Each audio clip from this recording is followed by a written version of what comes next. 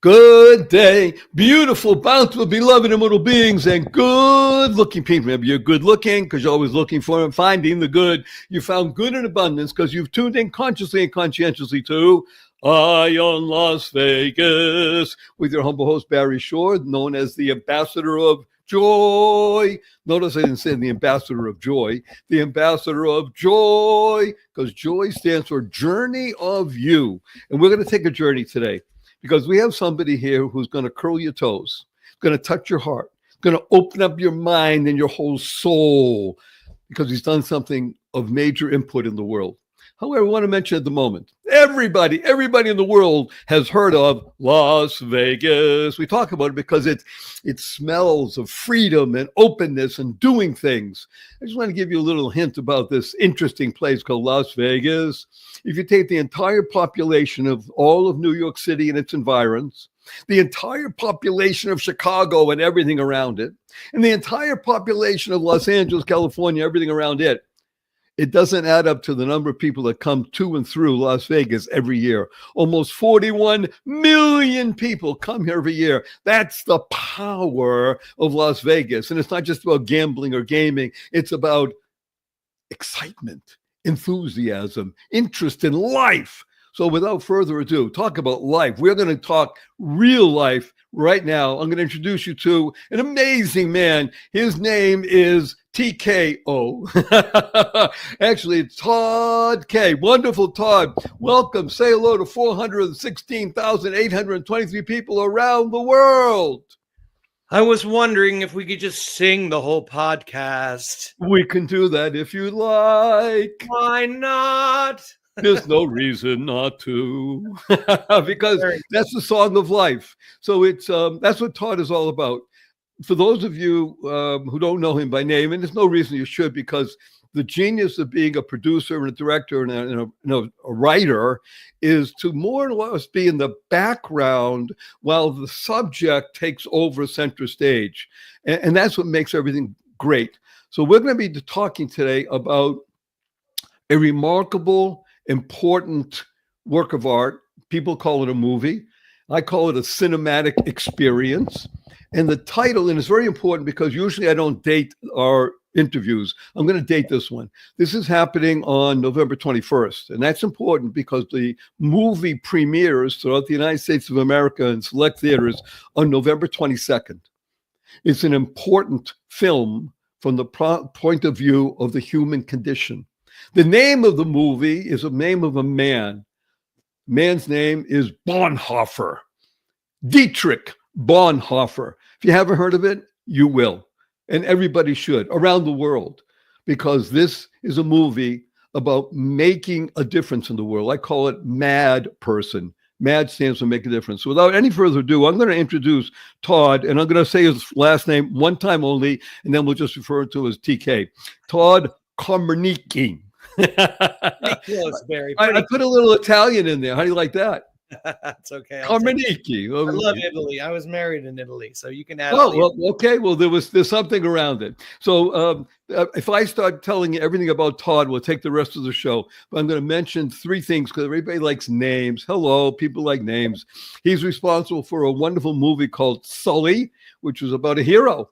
And we're going to talk about heroes today. The man who landed a plane on the Hudson River and saved hundreds of lives. He also made a great movie that everybody's heard of course, I hope, called Elf, E-L-F. And he's made movies with people that directed like Clint Eastwood, Tom Hanks, Mel Gibson, Sean Penn. I mean, I'm dropping names because these things make a difference. That's just the nature of life.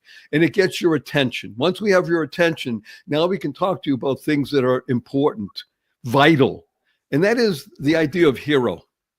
So, Todd, I'm going to ask you to begin the process and tell us, first of all, who is this man named Dietrich Bonhoeffer, and why should we care?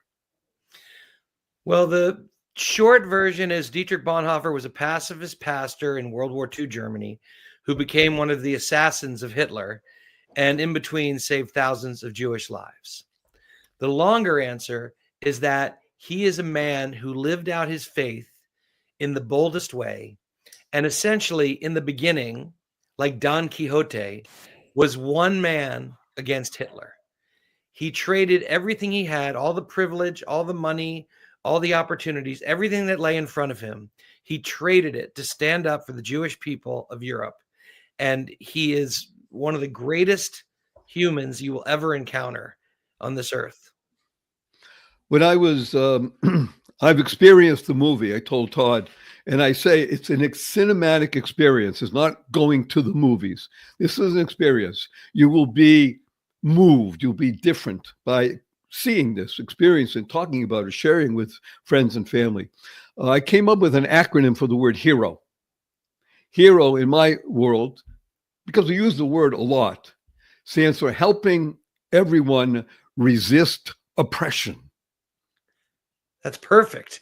Thank you. That's who he is. I was inspired by it in other words, when I think about a name, Bonhoeffer, which will be on people's lips, I think of Gandhi, I think of Mandela, people who put everything on the line because they lived their values.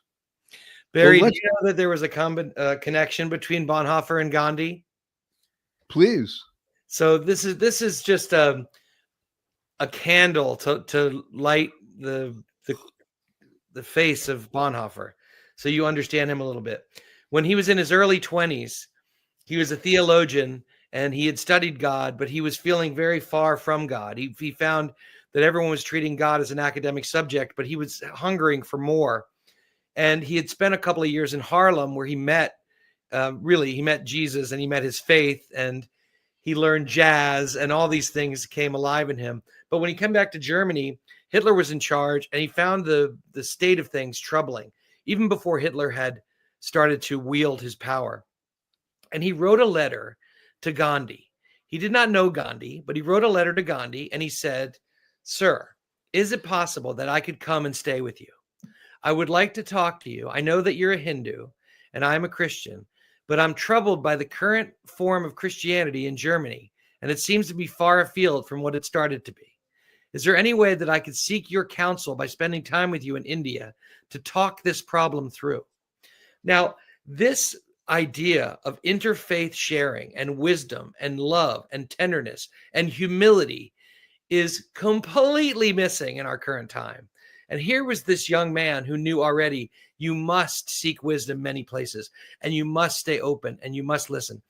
In fact, Gandhi accepted the letter and offered an invitation for Bonhoeffer not just come to India, but live with him, to move into his house and to study together. And the only reason that meeting never took place is that Hitler turned things so bad so quickly in Germany that Bonhoeffer wrote to Gandhi and said, "I must stay in my country while things are upset. I look forward to meeting you someday." And of course, that someday never came because Hitler decided to burn Germany and the world to ash. First of all, thank you, Todd, for being here today. Thank you for having me. It's an honor. What is it in your life, because you're a successful Hollywood person, let's be blunt. You may not live there. You're deeply involved. You write for television, write for movies. You deal with famous personalities. What is it that sparked you to even begin to know about Dietrich Bonhoeffer, and that made you hear this? Made you say, I need to produce a cinematic experience regarding this important figure. When I was in my early 20s is when I came to my faith.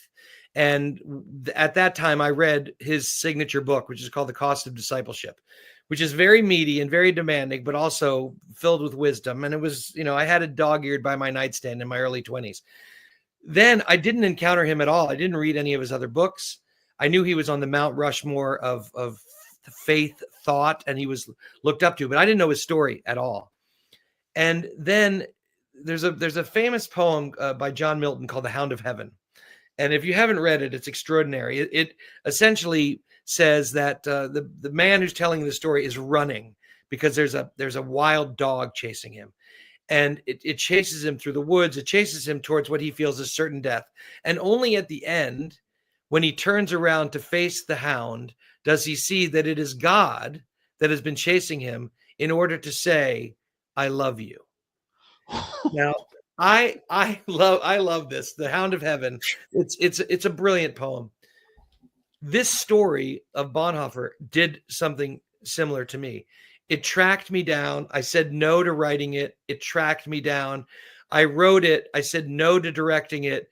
I kept trying to avoid it, and there was no escape. So by the time I said yes, I realized that it had fallen to me, for whatever reason, to tell this man's story. And his story is so important and so timely, and it's so humbling to be entrusted with someone like this' story that I did. I gave my full self to it. Once I'd been tracked down by the Hound of Heaven, he had my full attention. We have an interesting acronym for the word self. Recognizing that you are a soul experiencing life fully. That's beautiful. Your higher self, a soul experiencing life fully. I love that.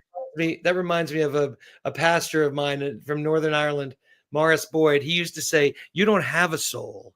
You are a soul. I love that. Yes. So Bonhoeffer is calling to you. This is your world. You are a writer, a director, a producer of film and television and such, and it's part of your being now. You must do this. And let's be blunt, we're in an era where, let's say 5, 10, 15 years ago, would have made the movie, and it would have been a classic because it's well done. It touches the very soul because of the experience that people think they know something about in World War II and the potential extermination of the entire Jewish population of the world. And yet today, it's not just timely. Jew hatred is on a scale that has not been seen since the time of Bonhoeffer. That's correct. I mean, it makes one tingle just even talk about it, to articulate it. Now, it may not be coming from, in quotation marks, Nazis. It's coming from the same people. In other words, people who are filled with hatred rather than love. How do you experience what's going on right now in terms of saying, dear Lord, I made a movie that is coming out at this very moment because you wanted it to? Isn't that talk about humbling? It's completely humbling. And for I had so many Jewish friends that came to the premiere the other day, and it was beautiful, but also sad because they were so appreciative of the support and being seen and of the story coming out, but they were also afraid and many of them for the first time in their lives. And these are people in their 40s and 50s, American Jews that have never felt what they feel now. And there is this dark weight of oppression that I mention in the movie. Something is coming, something unstoppable, Bonhoeffer's twin sister says. And he answers, nothing is unstoppable. Well, what's interesting is the thing that he didn't know was coming actually took his life. But the thing that he proved is that nothing is unstoppable because we're not telling Hitler's story. Hitler's dead. And Bonhoeffer's light shines on. So we need to repeat that. While history is repeating the darkness around us, we need to repeat the light because the light is always stronger than the darkness. Barry, you'll like this story. About 10 years. Let me put you on pause for a moment. Okay, on that cliffhanger, we like to do these things, right? So we have businesses that love us. We wouldn't have them on if we didn't think they're worthy of your time and attention. We'll be right back with more Todd and a great story in just a minute. Don't go away. Don't go away. It's wonderful. What if you could shop at your favorite local stores, swipe your current credit card, and get extra cashback rewards? And what if you could also have donations sent to your favorite cause at no extra cost to you? What if this amazing program was absolutely free and very simple to set up? Well, What If is here. Welcome to Einstein Cares, where your everyday shopping gives you and your favorite cause extra money. It's fast, it's easy, and effortless.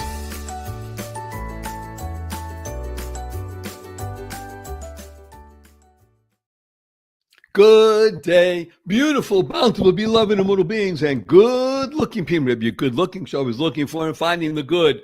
Our cup runneth over with good. His name is Todd K. He is the writer, the producer, the director, the tip of the spear for the unstoppable message that is brought about by an amazing movie called Bonhoeffer, which premieres November 22nd, 2024 at theaters around the United States of America and, God willing, worldwide after that. It is a must experience, not just see, a must experience.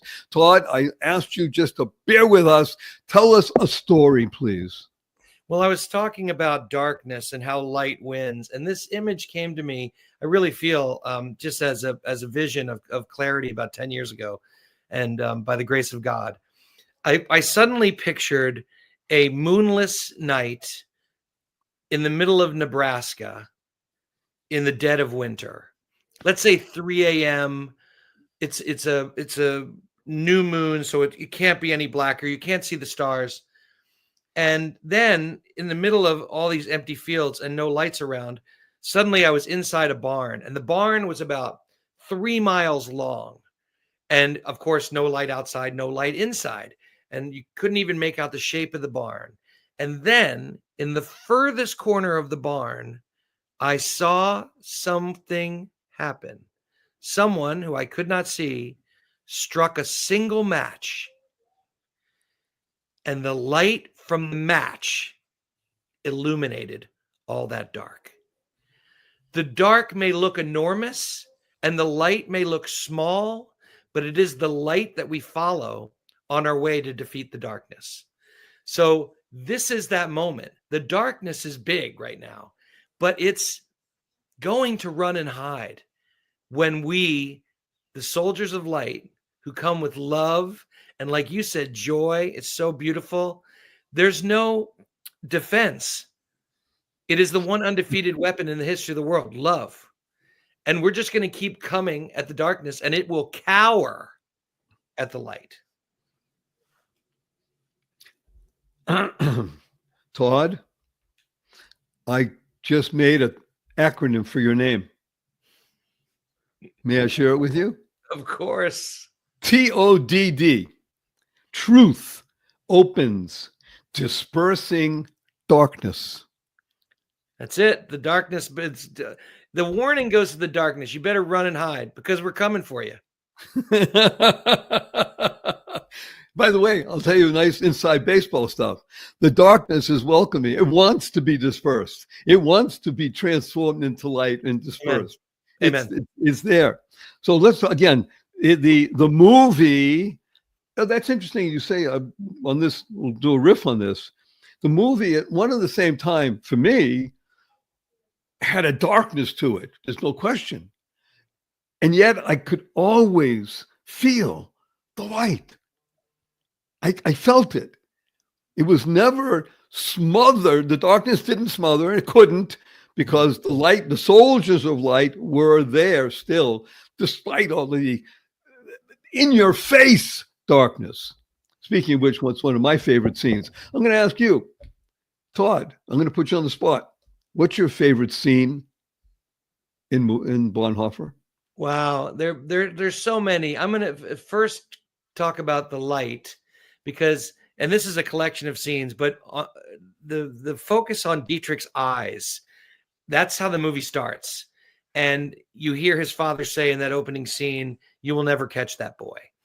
I have the firm belief that despite Hitler arresting and executing Dietrich, he never caught that boy, and that Dietrich's light goes on. He even said at his execution, comforting the executioner, "This is not the end for me. This is the beginning." So his faith carried him through all this. And you see again and again amidst the darkness, I kept going back to Dietrich's eyes. Jonas Dassler has these piercing blue eyes and the purity of the soul within, and leaning into that. if your eye is dark, how dark is the darkness? But if your eye is filled with light, then it shoots the darkness down and also brings comfort and courage to those around. Because you see all the prisoners he's with, everybody leans toward him. Even the Nazi guard who is guarding him cannot keep from being magneted closer and closer to the beauty of this man. So I love that very much. That's a collection of scenes. In terms of moments and scenes that I think resonate right now, it's the arrest of Pastor Niemöller, the bishop who stands up against the Nazis and throws them out of church. His dignity at his home while he's preparing for his life to end, his tenderness with his son as he says goodbye and knowing he won't see his son again. I find the performance by August Diehl in that scene so deeply moving that despite having seen it 300 times through making it in post-production and screenings, it gets me every single time. I remember that scene. Again, I'm doing this because I want everybody listening to want to see the movie. Let's be blunt. I'm promoting this because it's good for you. See, this show, we call it a podcast. It's not about Barry Shore, great guy that he is, or even Todd, fabulous fellow. It's about you becoming the best you possible. This experience, the cinematic experience, I believe will be of benefit to you. And by the way, I wholeheartedly agree with you on the choice of the people who are the leading actors, especially the one who's playing Bonhoeffer is remarkably sensitive and captures, I think, eloquently and perfectly what this is about. You're right. You can see the aura around him in the midst of anything and everything. He's a beautiful guy. It's really interesting. You talk about these things that connect us all. So Jonas Dassler, who plays Bonhoeffer, he doesn't come from a faith background. He never had gone to church. He had never read the Bible. He had no connection to anything that Bonhoeffer was believing. And yet, as we shot the movie, he became more and more like Bonhoeffer. And there were a couple of moments where I kept the camera rolling because I was looking for something else to happen, but I wasn't giving direction and it wasn't scripted. But Jonas, as Dietrich, would gather people together and begin to pray over them or comfort them with scripture. He doesn't know scripture, but Dietrich knew scripture. And so he had so embodied the man he was playing that scripture was coming out of his mouth. It was very powerful to experience. That is that's beautiful. I have an acronym for faith that I use for myself and other people. Finding answers in the highest. That's Beautiful. faith. That's beautiful. And that's the faith that you bring to investing your time, effort, money, everything about you into making this remarkable film and such. Let's talk about writing a movie, a script, because you're the writer. Hello, I'm talking to the writer. How do you do that? Hello, let's be blunt. I love acronyms. I've written 4 books, published 4 books, and I love it. Writing a screenplay where people are actually articulating ideas, thoughts, and have it come out as if it's real. How do you do that, Todd? Well, I'm an old hand. I've been doing it 37 years, and I always equate it with making chairs, because screenwriting is very much a craft. It's deeply emotional, and you have to get the story right, and it has to be exciting, and the dialogue and everything. But really, you have to do it within a form. You have to do it within mathematical proportions in order for it to work as a movie. And so when you do something for nearly 40 years, you get better at making chairs. So my chairs are better than my early chairs. But what I'm so grateful for is, as I age, as opposed to so many other jobs, as I age, I get better. So I feel like I'm now on the letter maybe small d in the alphabet of my journey as a writer, but it feels good. And I like being a D, and I'm just going to keep at it, keep exploring, because when I meet these people and I get to write their story, they challenge me as a human being. You can't come across Dietrich Bonhoeffer and not be radically changed. You can go the other direction. You can say, this is too much. It's too bright. It's too difficult. There's too much love. Absolutely. You can flee from the light. Many people do. But if you lean into the light, what you find exposed in your own heart are things that you can really work on and grow. And my journey into personal courage has quintupled since I met Dietrich. I want to play off that like jazz, because in the world today, they call some things PC, right? And so I'm going to replace PC, what people usually think, politically correct, scratch, personal courage. I like that. That's a good PC. Well, you said it. Personal courage is the watchword today, I believe. Look, we just had a cataclysmic election in the United States of America, which is going to affect the world. Let's be blunt. America is the cosmos in and of itself. And what happens here, bringing more light and the ability, God willing, for, let's say, the president-elect to reach out to other people and to share love, because that is what part of the message is and is about love. Love I call living on vibrant energy, LOVE, living on vibrant energy. Personal courage is going to be an important aspect of the next 4, maybe plus years to shift our perspective in our country, which again can help the world, because people do, as Ronald Reagan said, we're a shining light on the hill. Hello, you're talking about light. This is what it's all about. Yeah, but currently, and I agree with you, what's on the hill is not shining light, but there's something on the hill. Right. And those of us who are fighting for the light have to engage in the conversation. And I find that the real courage now at this moment is going to be in not quitting, in not running, and not judging. And in fact, doing the opposite, moving towards people you disagree with in love and listening and humility.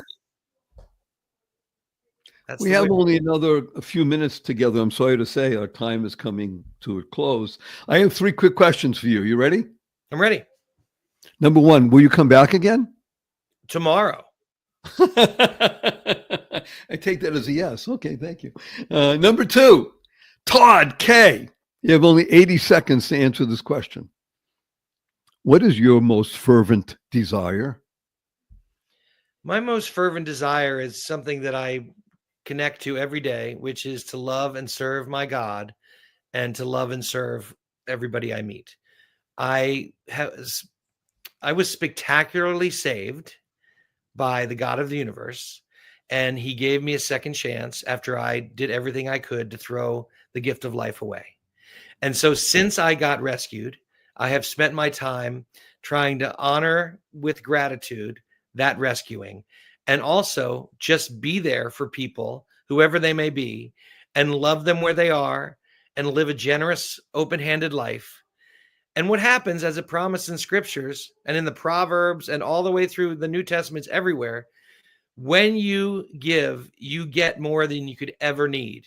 And that's the practicing of that life, living generously. And I love what Jesus says about, he told the disciples, to give you life and life abundant, of full measure, pressed down, shaken, and overflowing. We were built for joy. That's why I love how you started it. This is why we're here. And when we're not feeling or sharing joy, there's something amiss. So right. I want to redirect like you're doing, and get us back to the center of the life we were meant to live. Woo! By the way, here's a great acronym for joy. I think you'll love this. Ready? Yep. Journey of you. Yes, you said that earlier, and I love that. And it is personal. See, here's my feeling to the listeners. No matter what you believe, what you will find over time is that God is always specific and tender in his mercies. He does not come in and throw confetti blessings and like, you guys, you're covered. This country, you're all good. You're my people, you're not my people. No, he meets each individual that he has met. He loves them where they are in the way they need to be loved. Because when we are loved that way, when we are seen and we know who we are, That's how we see other people. When we are seen, we can finally see.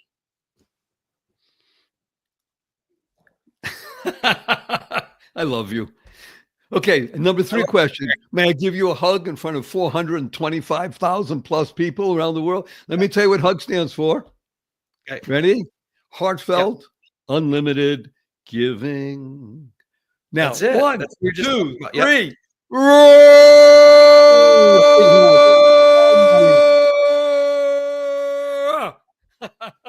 Fantastic. You're a good hugger. Thank you. You're experiencing I Am Las Vegas with your humble host, Barry Shore, an amazing Todd K, and a blessing from Todd and Barry. Go forth, live exuberantly, spread the seeds of joy, happiness, peace, and love. Go mad. Go make a difference. Don't go away, Todd.